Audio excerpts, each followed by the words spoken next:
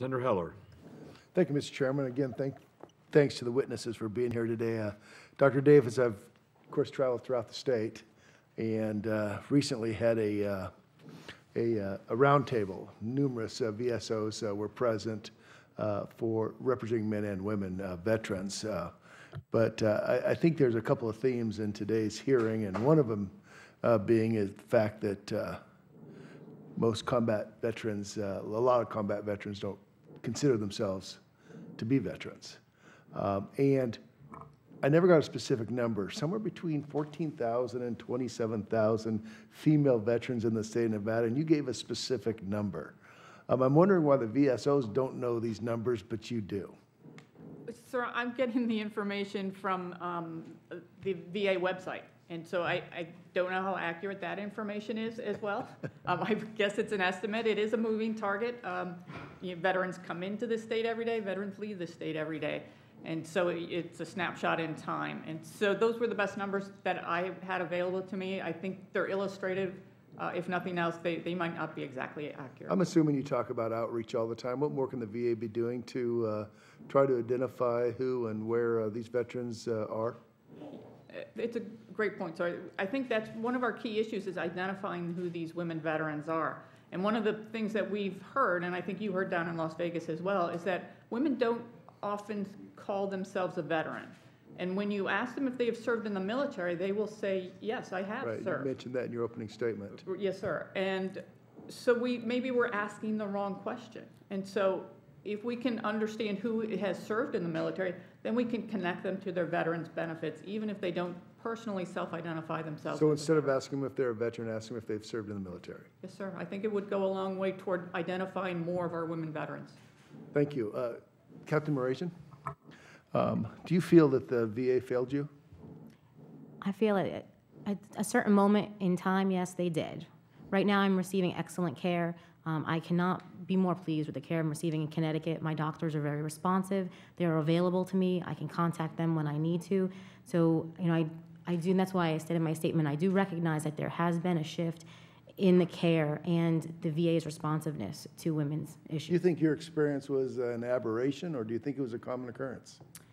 I think it was a culmination of several factors: the rarity of my condition, I was very, my late 20s at the time, so I necessarily wasn't seen as someone who would get sick. So I don't think it's endemic of the system as a whole. I think it is more of an isolated case, but at the same time, it's still a failure. Captain, in your day-to-day work, you probably meet up with other women veterans. Do they share similar stories with you? They do. One of the biggest issues is they don't even know what is available at the VA.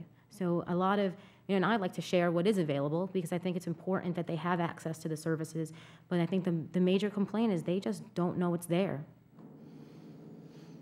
Do you believe that services for women veterans are inferior to services to male veterans? I believe they're getting better, sir. I don't believe they're at the same level yet. I do believe that there, is a concentrated effort. I know that every time I go to the VA, I just went last week, the women's coordinator, when I checked into my appointment, made it a point to come out and introduce herself to me and tell me she was available should I need anything. I realize that I am more vocal and an advocate for my own health than maybe most veterans, but I do know that in the time that I have been receiving VA care, there has been a marked increase just in the VA's involvement. I completed the survey when they called me 2 weeks ago because I think it's important for give my feedback. So before 3 weeks ago, I don't think I've ever gotten a call for a survey before. So I do believe that the response is increasing. Captain, thank you for sharing your story with us, and thank you also for your service. Thank you, sir. Ms. Elam, when was the last time the VA conducted a comprehensive study on hospitals to determine whether or not they're meeting the needs of women veterans? I'm thinking there was a GAO study in 2009 that did sort of an overlook of VA services and programs. But I know the VA itself in the Women's Health Service has used as a private vendor has to do some evaluation. And I think that would be important for the committee to see the results of those visits that they're doing, to really look for deficiencies.